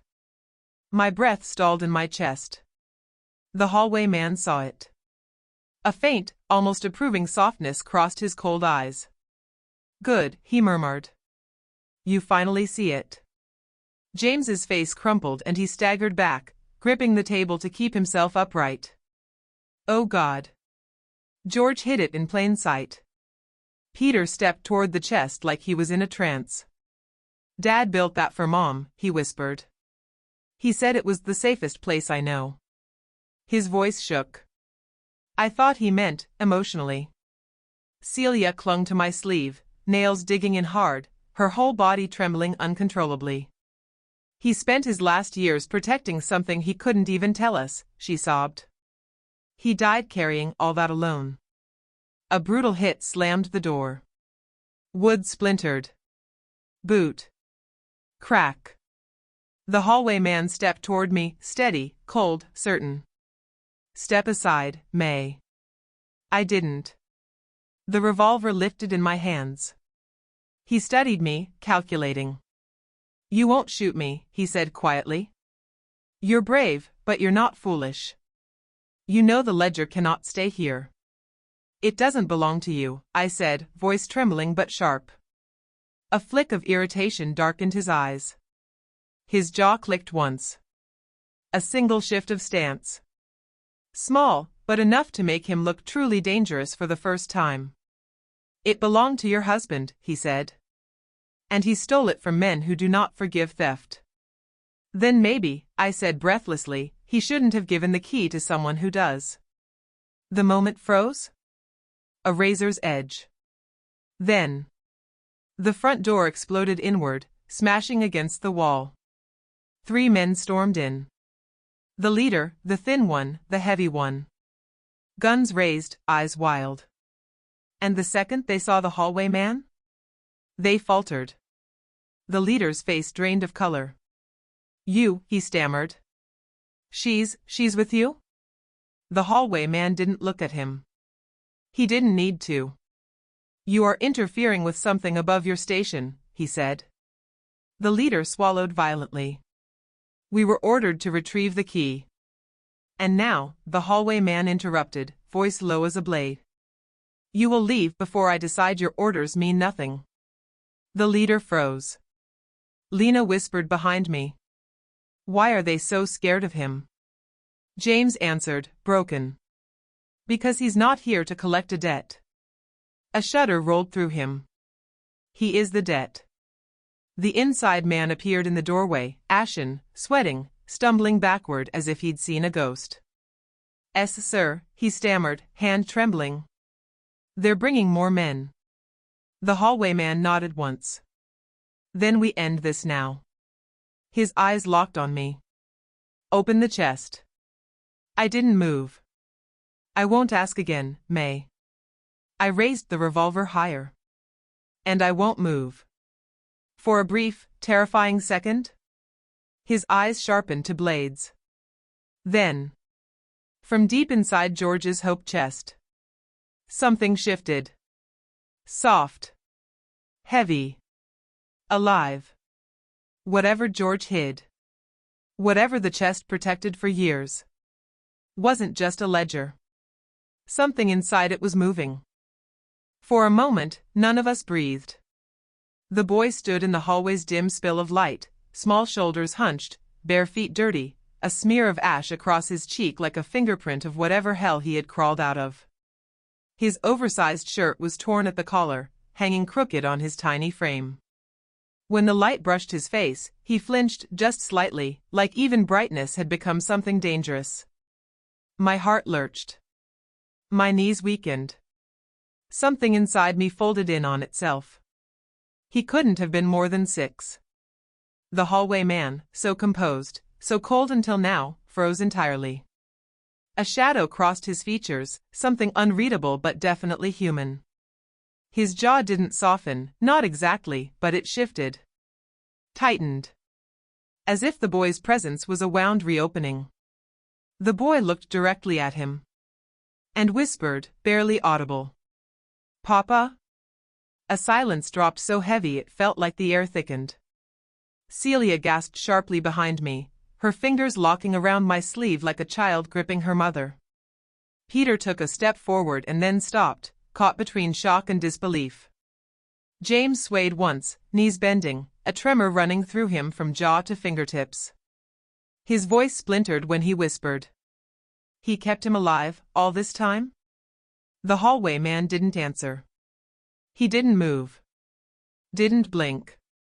His gaze stayed fixed on the boy, fierce, electric, full of something so dangerous and intimate that even breathing felt like a mistake. The boy padded closer, hesitant, blinking up at the man like he was trying to decide whether this face was safe or another nightmare. "Papa, he said you were coming back." My throat tightened painfully. George. He had hidden this child. Protected him. Lied for him. Died for him. Outside, a thunderous crash shattered the fragile silence. The porch shook. Boots stomped across the boards. A window cracked violently, glass splintering like ice under weight. The outside men had started their break-in. The boy jumped, letting out a small, terrified gasp as he pressed closer to the hallway man's leg. The hallway man finally came to life. He bent down, not gently, but with purpose, and placed a steady hand on the boy's shoulder. A protective gesture. A possessive one. "Stay behind me," he murmured, voice low, voice shaken for the first time. Then he rose to his full height, taller, broader, suddenly monstrous in the shifting candlelight, as the front door rattled under brutal impact. James grabbed my arm, voice cracking. "May, we have to go. We have to." No one moves, the hallway man snapped without turning. Even the boy froze. Outside, a second slam made the doorframe groan. Dust drifted from the ceiling. Celia buried her face against my shoulder with a sob, trembling so hard I felt it in my bones. Peter stared around wildly, panic thrashing in his eyes. The hallway man stepped forward, placing himself between his son and the door. The boy clutched the back of his coat with tiny, desperate fingers. In that moment, I realized something terrifying. Those men weren't coming for us. Not exactly. The boss outside shouted through the door. "Hand over the boy, or everyone dies." My blood ran cold. The hallway man's head dipped, shoulders tightening like a predator coiling. "He's not yours to take," he said quietly. And then the wood cracked. A hinge screamed. Cold air blasted inside. The door was coming off.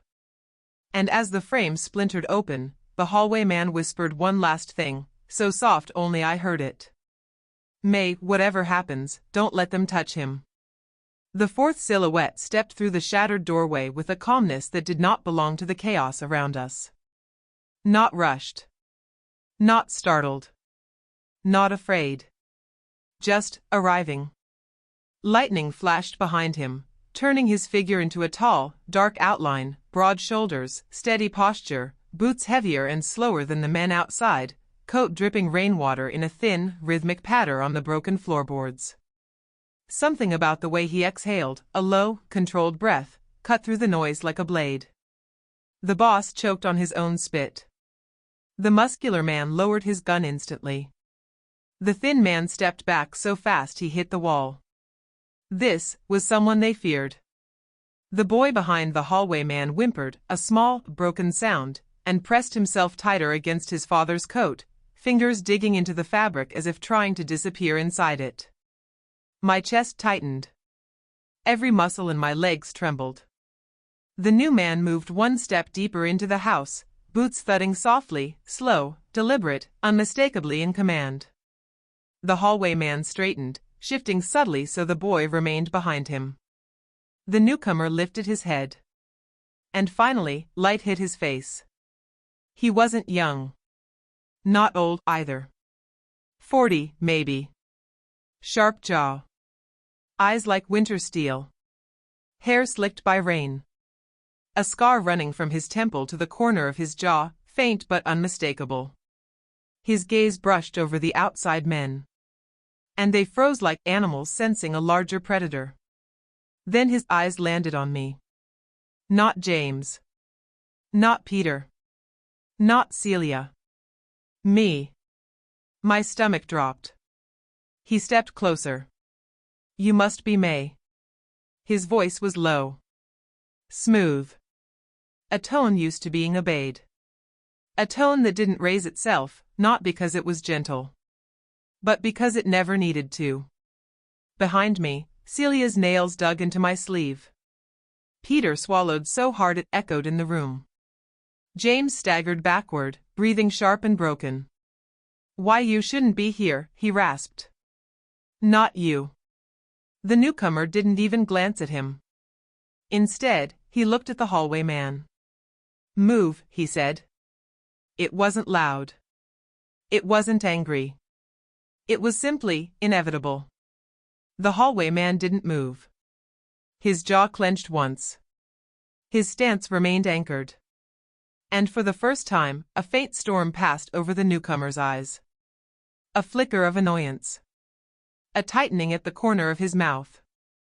Then, you broke the order, he said quietly. Lightning snapped outside. The boss whimpered. Actually whimpered. We didn't know he was here, the boss stammered. We didn't know you were coming. The newcomer raised one hand, just slightly. The boss went silent immediately. The thin man smacked his back against the wall and stopped breathing. The muscular one lowered his head like a punished dog. James whispered hoarsely, May, be careful. He's not like the others. The newcomer's eyes moved back to me. You have something, he said. Something George left. My breath caught. The ledger. The truth. The key. Everything suddenly felt too small, too loud, too bright. I don't know what you want, I said, voice barely steady. He smiled. Not kindly. Not cruelly. Just knowingly. No, he said. But you will. He lifted his chin toward the hallway man. Hand me the boy, he said softly, and we finish this without bodies. The boy's scream was immediate. A high, tearing sound that ripped straight through the room. The hallway man stepped back protectively. Over my dead body, he growled. The newcomer nodded once. Exactly. And then he spoke a name, just one. A name that made the hallway man go pale and drop his gun like it had burned him. The gun hit the floor with a dull, metallic thud. Not slipped. Not lowered. Dropped. As if the very sound of that name had turned the hallway man's bones to water. The newcomer's lips barely moved. But the name echoed in the room like a curse broken loose. I didn't recognize it. Not from George's stories. Not from any conversation in 50 years of marriage. But the hallway man did. His face drained of color. A gray, hollow shock replacing his usual ice-cold resolve. His breath stuttered.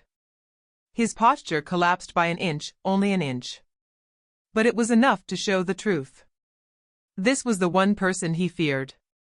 Behind him, the boy whimpered again, small hands clutching at his father's coat. He shook so hard I felt it from across the room. The newcomer took one slow step forward. Rainwater dripped from his coat onto the floor. Tick.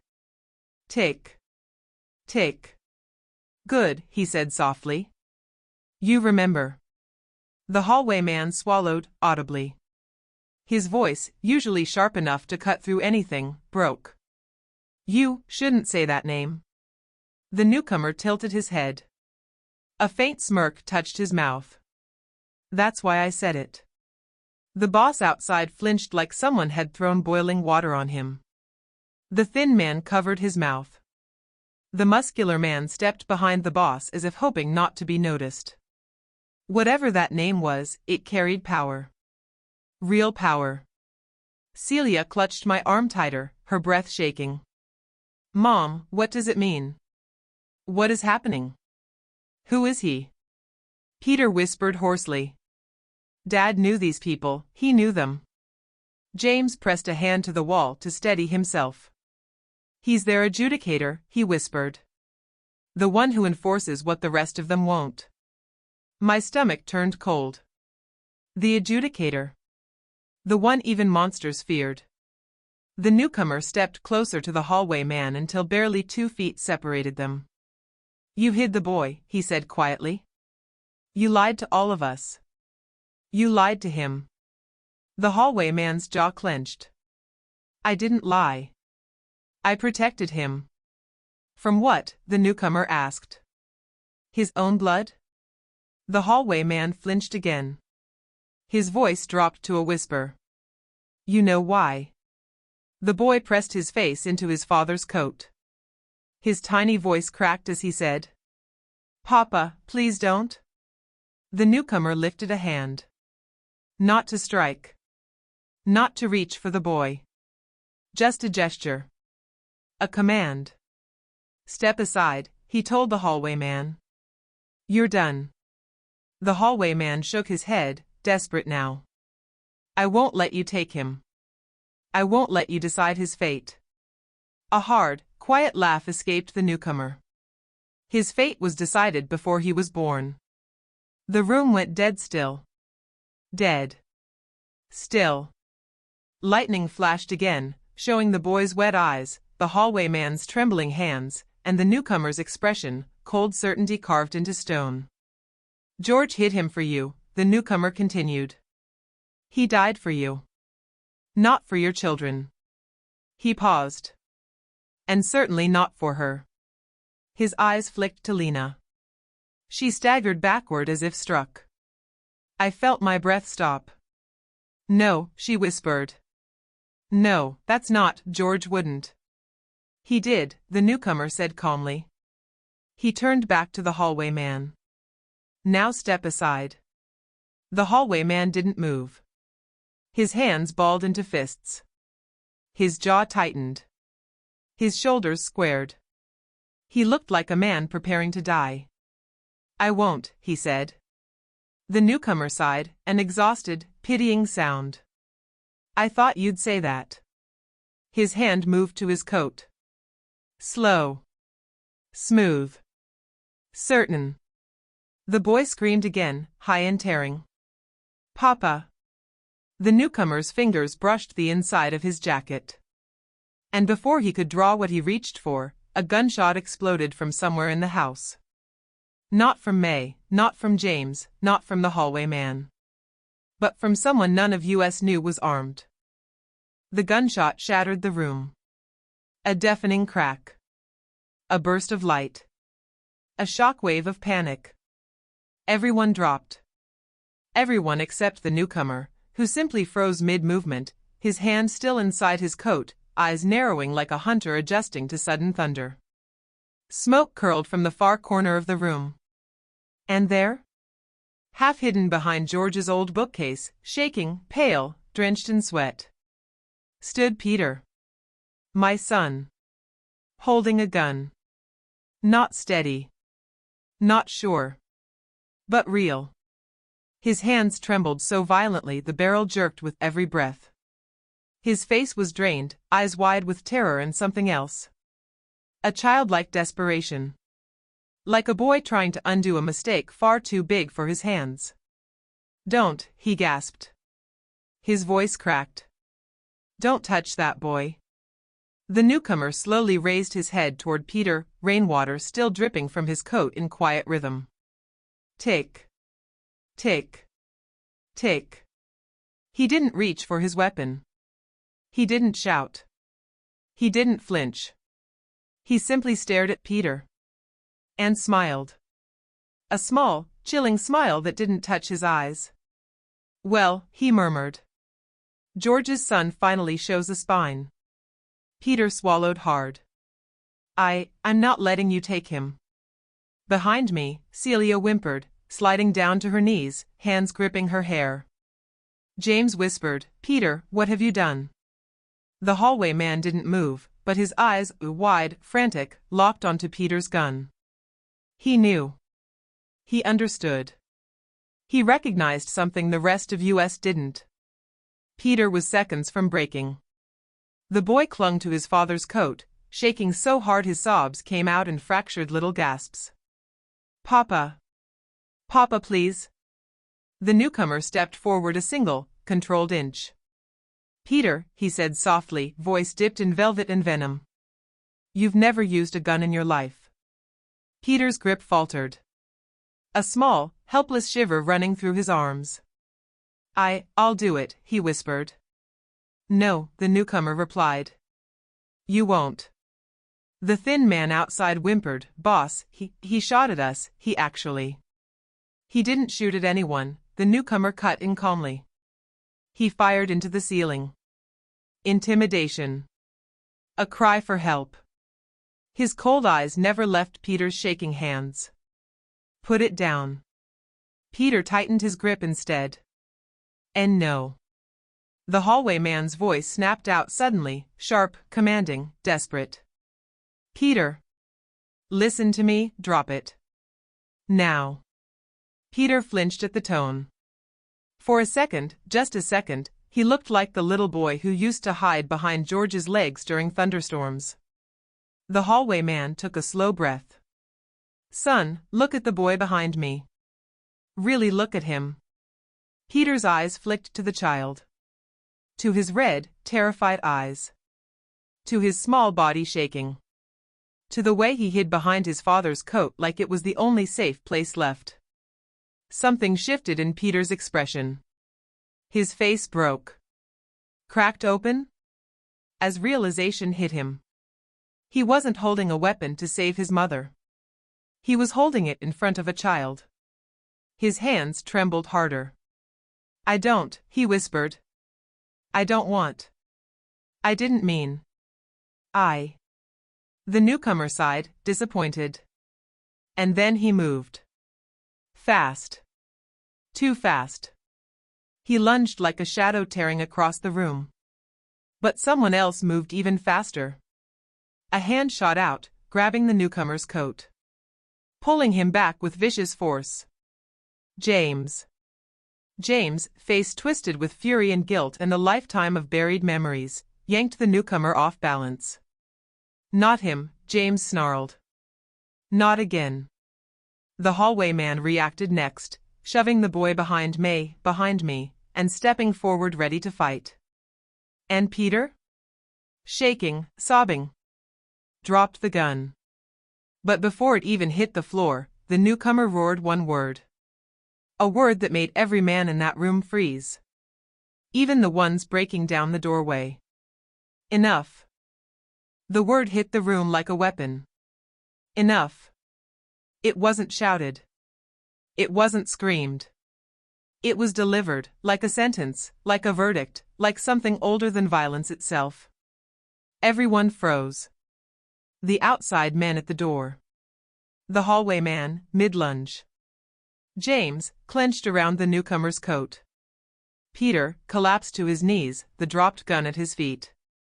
Celia, shaking uncontrollably on the floor. And the boy. Silent now, eyes wide, breath trembling softly like paper in a storm.